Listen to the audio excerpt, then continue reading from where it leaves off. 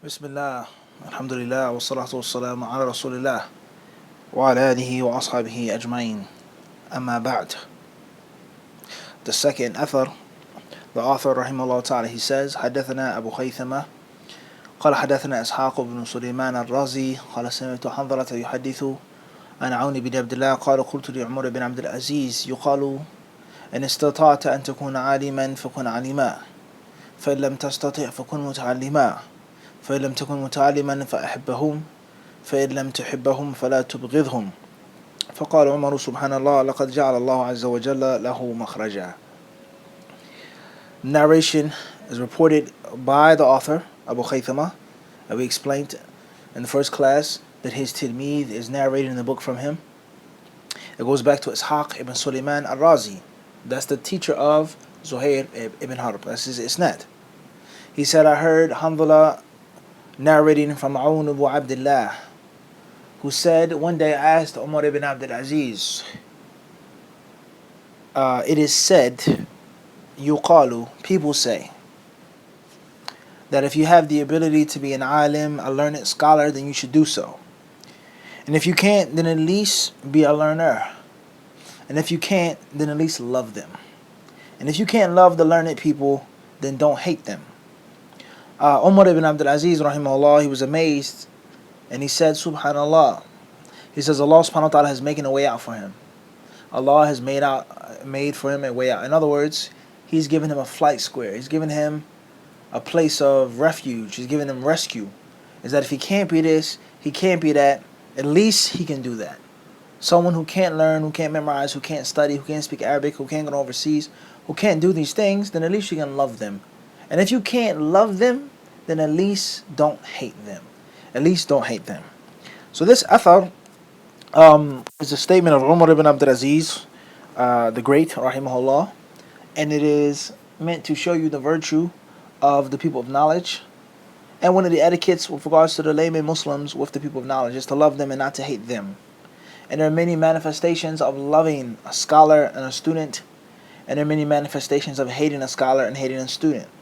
From the manifestations of loving them is to learn from them, is to benefit from them, is to seek their counsel, seek their advice, go back to them, obey them as long as they tell you to do what's in the Quran and the Sunnah.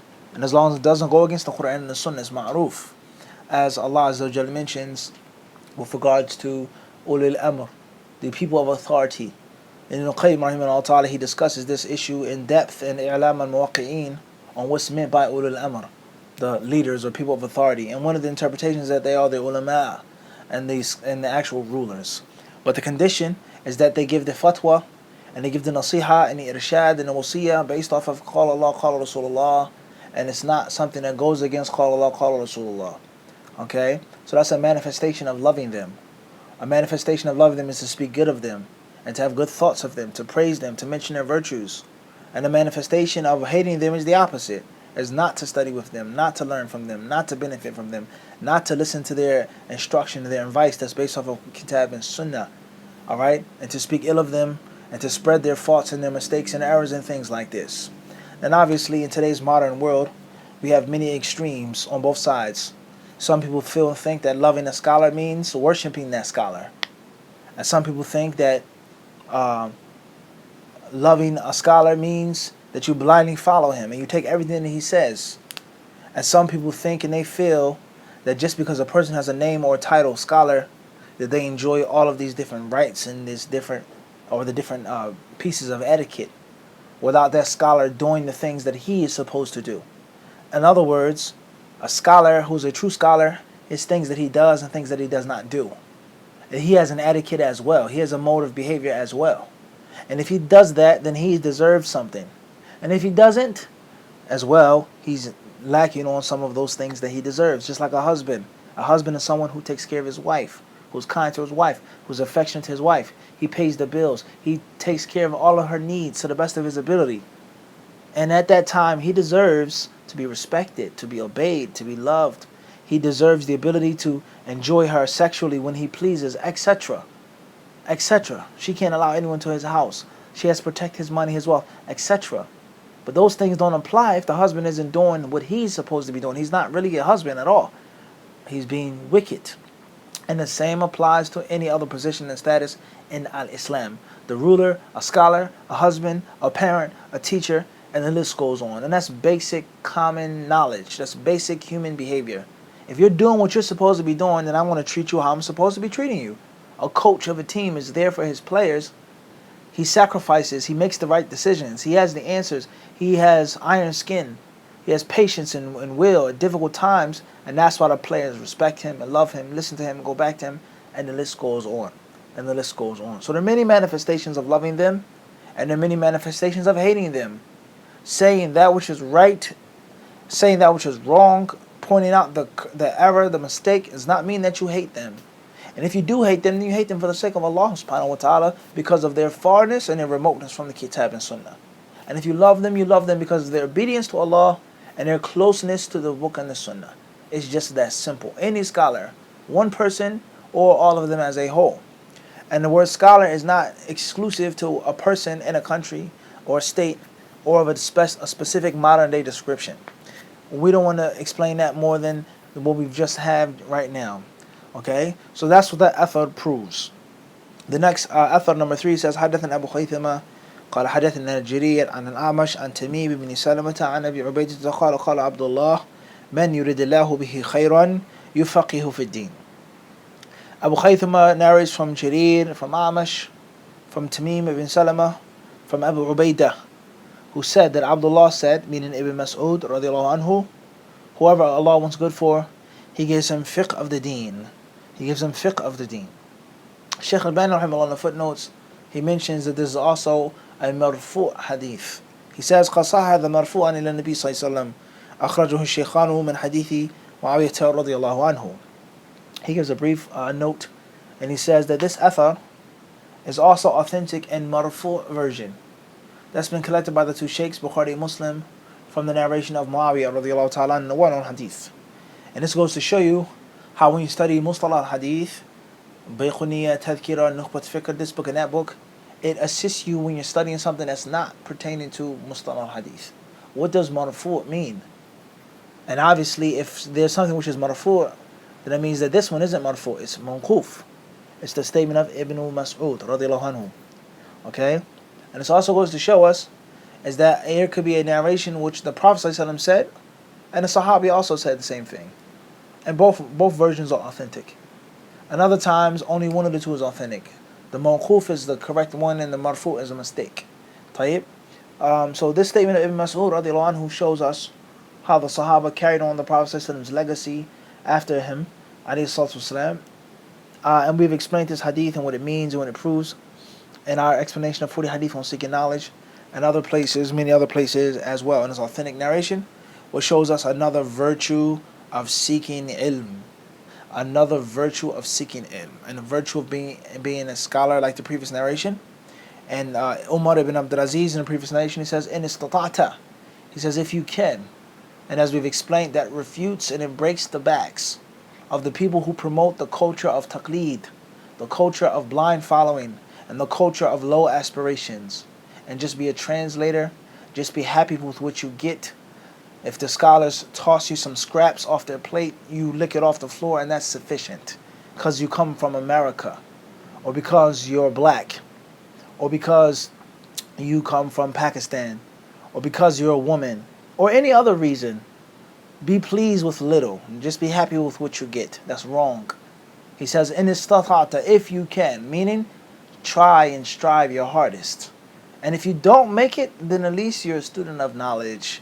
At least you can translate. At least you can give a class, so on and so forth. But try your best to learn and do it yourself. The fourth narration, it says here, حدثنا أبو خيثمة قال حدثنا معاوية بن عمرو قال حدثنا زائدة عن الأعمش عن تميم بن سلمة عن أبي عبيدة عن عبد الله قال يا أيها الناس تعلموا فمن علم فليعمل. The fourth narration with the isnad, Abu Khaythama reports from Muawiyah ibn Amr, who reported from Za'idah, who reported from A'mash, who reported from Tamim ibn Salama, who reported from Abu Ubaidah, who reported from his father Abdullah ibn Mas'ud radiallahu anhu, who said, Ya ayyuhan nas, O men, O people, ta'allamu, seek knowledge, learn, And whoever learns, he should act. If you realize the truth, then implement the truth. So this athar shows us once more the command of seeking knowledge, according to Ibn Mas'ud, who's from the greatest of the Sahaba, from the heads of the Salaf al-Salih. And it also goes to show us the obligation of implementing what you learn. And we've explained this in detail in many books as well. The etiquette of implementing and acting upon what you have learned.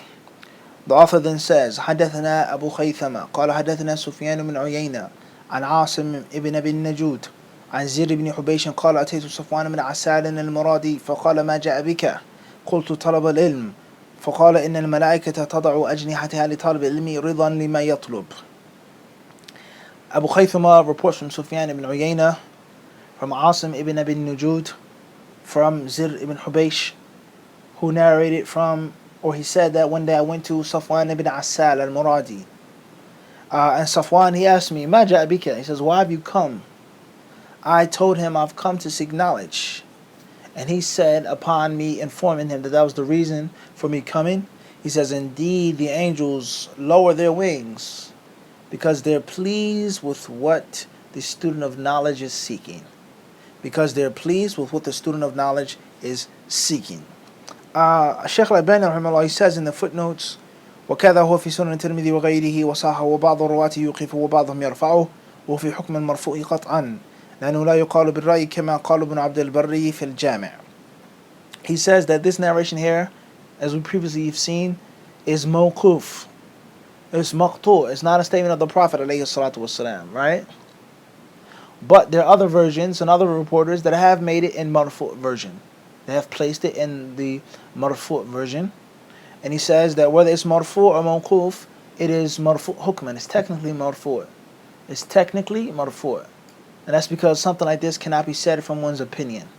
And that's an issue in Mustalah al-Hadith with regards to when a companion makes a statement, but the statement isn't something that he can conjure himself, that he can bring up and think about himself. So it has to have a divine source. And that divine source is the Nabi al-Kareem alayhi salatu wasalam, along with other conditions. So this narration shows us the virtue of the student of knowledge, and how the angels are pleased with the student of knowledge, and that they place their wings, they stop flying, they hover for the student of knowledge. So if this is what the angels do, what do you think is the life of the student of knowledge going to be? A life of sorrow and sadness and sickness and hardship, or a life of happiness and blessing, barakah, wholesome spirituality, love of the people, good health, good state of mind, peace of mind, tranquility, etc. If the angels are flapping their wings, or if they stop flapping their wings, they stop from flying, who can be against you in this dunya?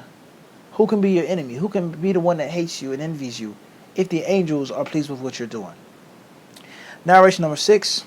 حدثنا أبو خيثمة قال حدثنا محمد بن خازم قال حدثنا الأعمش عن شمر عن سعيد بن جبير عن ابن عباس قال إن الذي يعلم الناس الخير يستغفر له كل دابة حتى الحوت في البحر. Ibn Zuhayr, he says, rahimahullah, Abu Khaythama, Zuhayr ibn Harb, he says that Muhammad ibn Khazim has narrated from Al-A'mash, from Shimar, from Sa'id ibn Jubair, who reported from his teacher, Ibn Abbas, who said, the one who teaches the people good receives istighfar by every living creature. Every living creature asks Allah to forgive the teacher of good. Even the fish in the sea. Even the fish in the sea.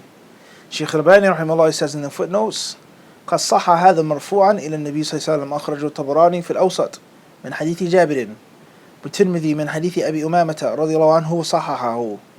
He mentions what was previously mentioned, that this athar here has also been reported in a marfu' version. There's another version of the hadith, in which it's the Prophet ﷺ who's making this statement. And it proves and it shows us another virtue of the learned person. And not just the learned person, but the one who's generous with his knowledge.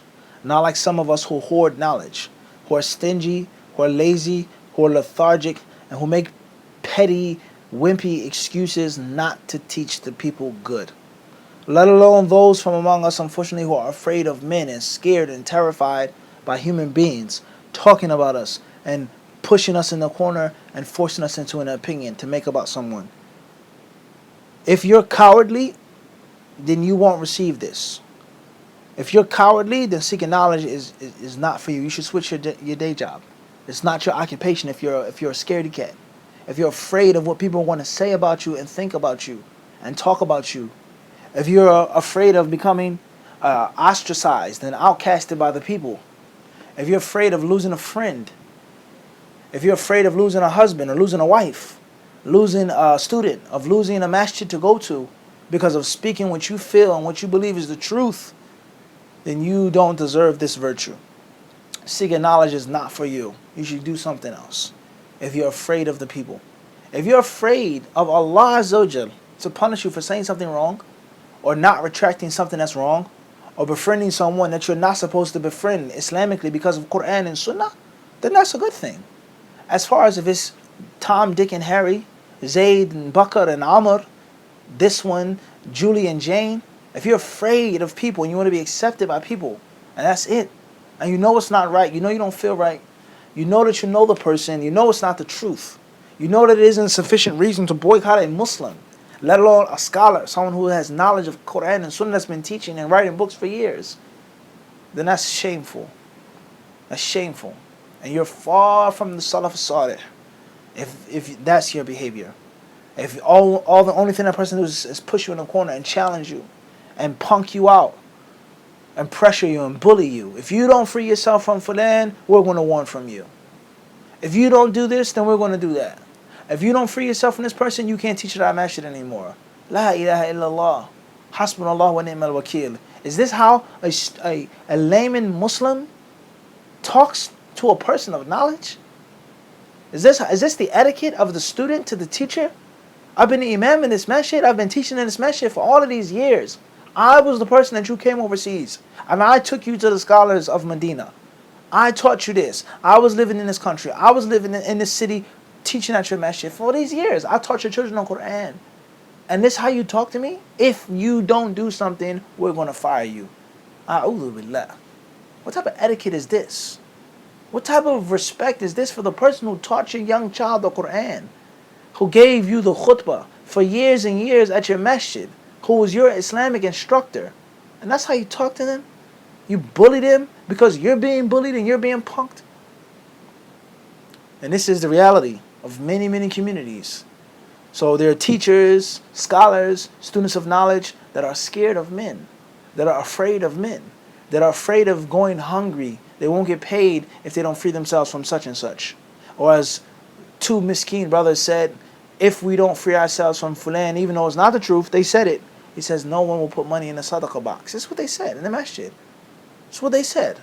He says, no one will support us. We won't have no money for the sadaqah box if we go against Sheikh Fulan.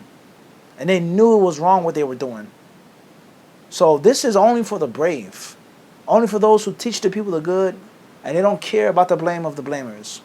As far as if what the people are saying is true, you believe it to be true, then that's a different story.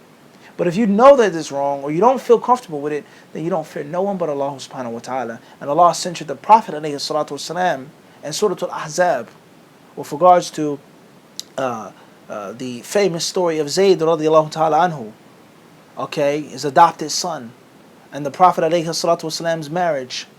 And he mentioned that you fear the people. And Allah Azza wa Jal has more right and deserves more to be feared. Allah has more right to be feared than what the people are going to say about Muhammad marrying this woman from his adopted son. So the concept of fear and cowardice, unfortunately, is something that has destroyed communities, has destroyed people. And these people have the nerve and have the shame to say that we're upon the way of the Salaf al-Salih. And they fear other than Allah, the Mighty and the Most High. The next athar it says here, حدثنا أبو خيثمة قال حدثنا عبد الرحمن بن مهدي قال حدثنا بشر بن منصور عن ثور عن عبد العزيز بن ذبيان قال قال المسيح بن مريم من تعلم وعلم وعمل فذاك يدعى عظيما في ملكوت السماء. Abu Khaythama narrates from Abd al-Rahman ibn Mahdi, from Bishr ibn Mansur, from Thawr, from Abd al-Aziz ibn Dhabiyan, who said, قال المسيح ibn Maryam. And this is very strange and peculiar.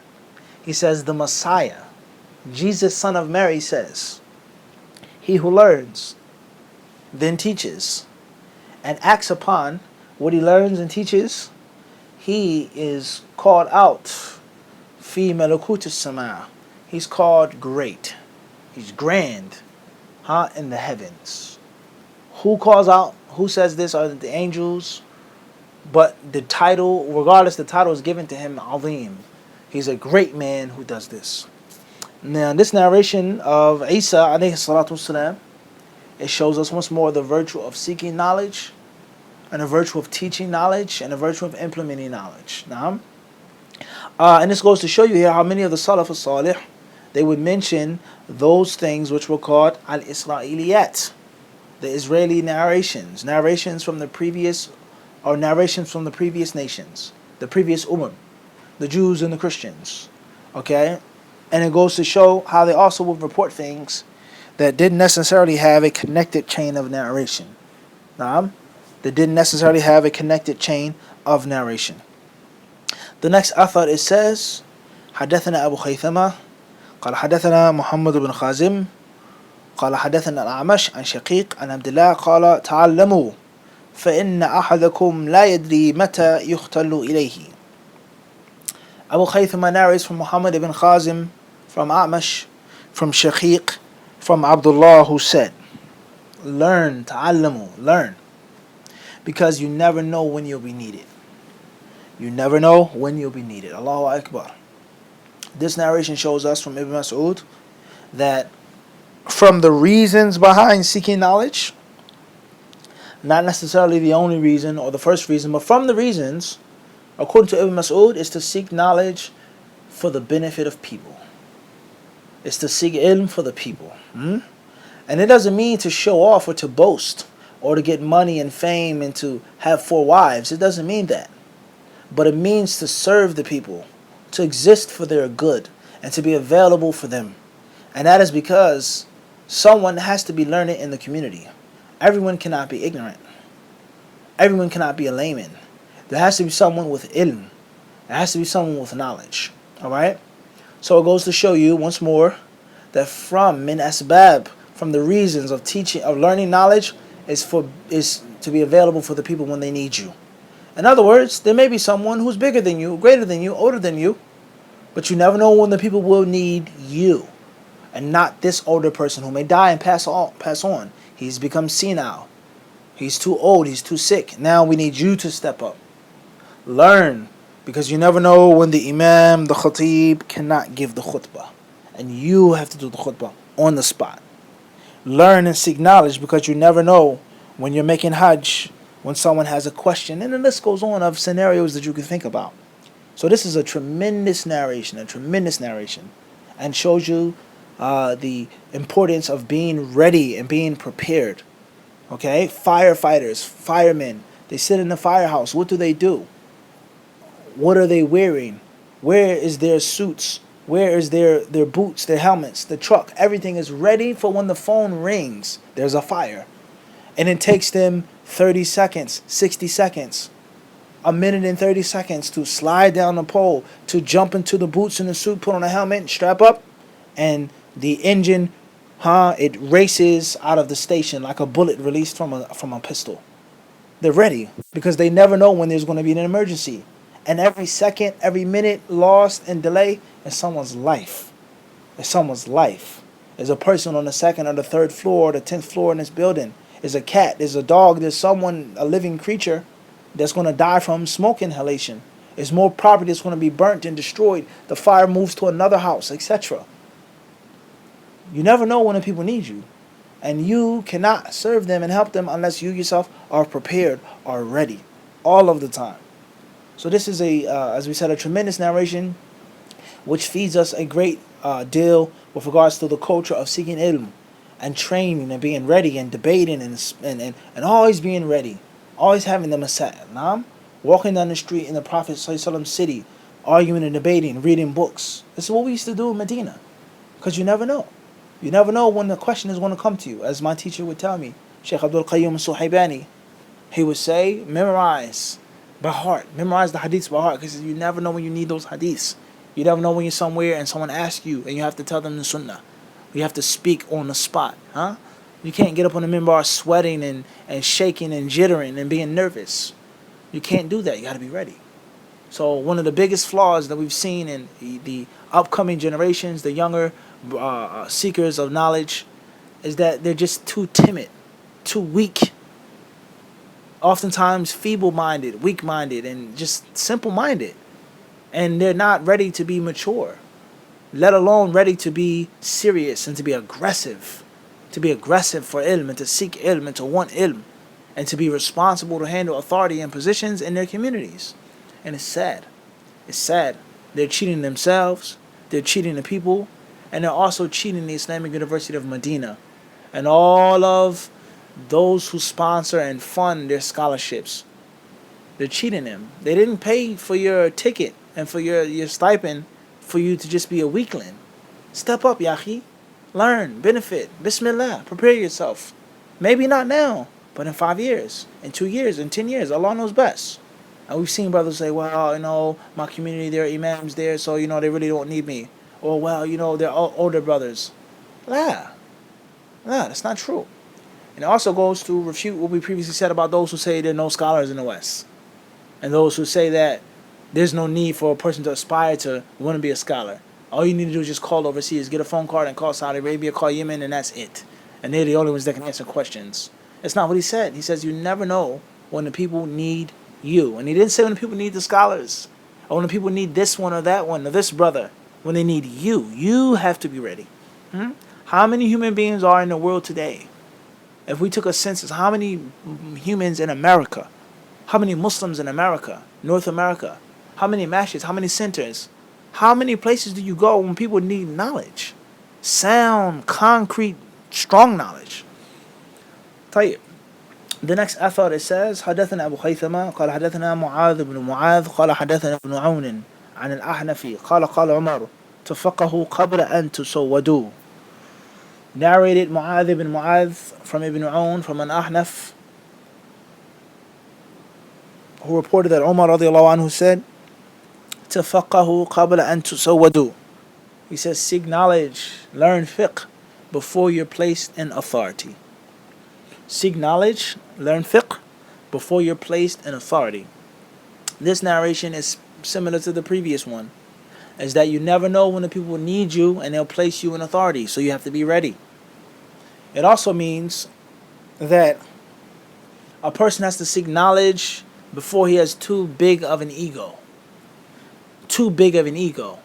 As the scholars of Islam, they say this means, or there are different meanings, and there are several different meanings behind this athar of Umar, this famous narration, right? تفقهوا قبل أن تسودوا أو قبل أن تسودوا. Alright. This famous narration has many meanings. From them is that seek knowledge and learn before you have too big of an ego. And this is a not too rarely often is this interpretation mentioned. Alright, seek knowledge and learn before you have too big of an ego. And they say this means that when a person is a leader and when a person is in charge, it's difficult for him to sit down. And it's difficult for him to humble himself as a learner, because he himself is a teacher. He himself is a leader. He himself is a leader of a group of people. So just his inner ego, let alone the people seeing him sitting down, oh, that's a mistake. La, that's wrong. No, fix that. La, it's hard. Or your teacher himself or herself, they may not be able to correct you the proper way because of your status and your authority. And if they don't correct you if you make a mistake or give you the necessary harshness and the toughness, then you're not going to learn thoroughly. You're not going to learn thoroughly. As is the case with royal children. Oftentimes, not all the times, but most cases, royal children don't always receive the best education they can get. They don't have the necessary discipline because everyone is afraid and scared, because that's the king's son. That's the emperor's son. That's the sultan's son, the heir to the throne. We can't say anything to him, even though the child has no respect, no etiquette. The child has the attention span of a flea. The child can't sit still. The child has no respect for authority. This person is old enough to be his grandfather, to be his father, and he talks to him like a child. because he's a peasant. He's a teacher. He can be replaced and thrown out of my father's palace and kingdom whenever he wants to. So he can't reprimand the child. He can't discipline the child. He can't teach the child because the child is a Sayyid. And this is an unfortunate reality of life. Some years ago, when I was in Saudi Arabia, it was the summertime, and I stayed there. I didn't go back to America, and I had a part-time job there as an English teacher at a school or center there, and they had many little small kids. We would teach them English, so on and so forth. And one day, the children were playing around and they started misbehaving. So I was telling children, sit down, relax. You guys, you're out of control. You guys gotta have respect. It's time to learn, so on and so forth. So one of the senior instructors there, he said to me, he said, Sheikh Muhammad, he says, this boy here, Khalid ibn such and such, he says, be mindful of what you say and how you deal with him. He says, this is one of the prince's sons. This is one of the princes, one of the many princes in Saudi Arabia. This is one of his sons. From that day on, of course, what was I going to say to the little boy afterwards? Because he's royalty. And it's not a good thing, but it's a bad thing. So if that's the case with a small boy, imagine a grown man who has to learn and study. Who's going to want to correct him? What mistake is he willing to accept? And he's a sayyid, he's a king, he's a prince, he's a leader, he's a minister, etc. So that's one interpretation of the athar. Another interpretation of the athar, which is more common or more commonly mentioned, is that when a person becomes a leader, when a person becomes a sayyid, is that they become too busy to learn and study, and that they have too many responsibilities themselves to sit down and take time and to learn and to study. So therefore, it only makes sense to benefit yourself before you're in charge. And this is very widespread in the United States. Many imams of communities, whether they're imam at default, they were forced, or whatever their case is, they never actually learned and studied. They never studied anything. Okay, they studied a little bit in America. They may have went to Minnesota or Virginia or this place for a week or for a month, a retreat, this and that. But they never actually formally studied anywhere. And it doesn't have to be overseas. They never formally studied in America. It doesn't have to be Saudi Arabia. They never went to Egypt. Okay, you don't like Egypt. I don't like Arabs. I don't like the Middle East. All right, no problem. Study in North Africa. I don't like North Africa either. Study in South Africa. Study in Central Africa. Study in Malaysia, Indonesia. Study in China. Study somewhere. Have some type of formal study. You're the leader of a community. You're in charge of people's deen. And you have no proper Islamic formal study? Something is seriously wrong. And oftentimes, many brothers, they regret it. That, wow, I wish I would have went to overseas. Or the culture of dropping out. As many brothers, they uphold this culture to go to Medina and they drop out. They drop out of school. They don't finish. All right? And then they become imams and they take on jobs. And a person wants to continue his studies. He wants to finish, but there's no time. In the morning is this class. The afternoon is that class. I have my wife. I have my children. I work on the side. I do this. I do that. When is there time for you to sit down and study and seek ilm and continue your walk?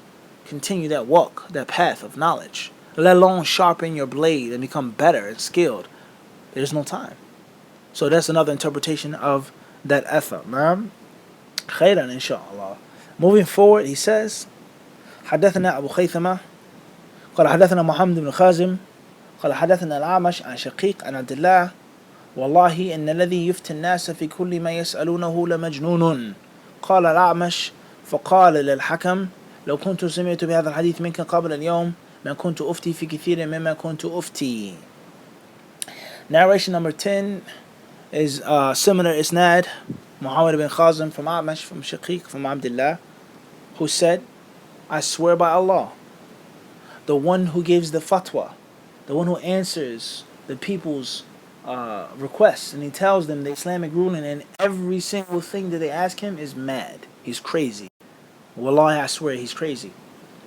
Al-A'mash said, Al-Hakam said to me, if I would have heard this narration before today, there are many fatwas I would have never given. There will be many fatwas that I would never have given. This narration, as you can see, is mawquf, statement of Abdullah bin Mas'ud, and it shows us the danger of fatwa, the seriousness of the fatwa. and the dispraise for someone who answers everything and says everything and talks about everything and never ever refrains. The person who give his answer for every single issue. Khairan, inshallah. And it shows us the seriousness of the fatwa and the danger of the fatwa. First and foremost is, the first point is this, the statement of Mas'ud and not of the Prophet ﷺ. And as we have explained before in many books, the proper way of understanding the athar of the Sahaba and the Salaf, and the improper way of understanding them, and the proper way of implementing them, and the improper way of implementing them, and not abusing those athar. So we're not going to repeat that here. Next point is, what's the definition of fatwa? A very confusing topic. Many people, they confuse a fatwa with tabligh. They confuse tabligh with fatwa, the conditions, the qualifications, etc. Well, the last thing I'll say here is balance. People that say anything and talk about anything, whether they know it or not. And people who know, and the people need, and they won't say anything. They won't talk because they're afraid of the government. Or they're afraid of having their license to speak being stripped away from them. Or they're afraid of the people refuting them. Or they're afraid of the scholar or a scholar's wrath on them. I know it's the truth, but I don't want Sheikh Fulan talking about me and warning from me. Or they're afraid of losing their friends. Or they're afraid of greatness. They're scared. They don't have the courage to be great. And you do have knowledge. Allah has given it to you. Bismillah, step up. Allah has raised you. That's one extreme. Or that's the other extreme. Those who talk about everything, whether they know it or not. Obviously, if they don't know it, they don't have strong knowledge, then that's a big problem. Speaking about Allah without ilm. And just as bad is the other side of the extremism as well. And the balance is in the middle. If you know the answer, you're sure of the answer, and the people need you, there's a hajah for you, Bismillah. There's no reason not to give the answer. There's fitna, or there's going to be a major mafsada, something like this, Bismillah. Okay?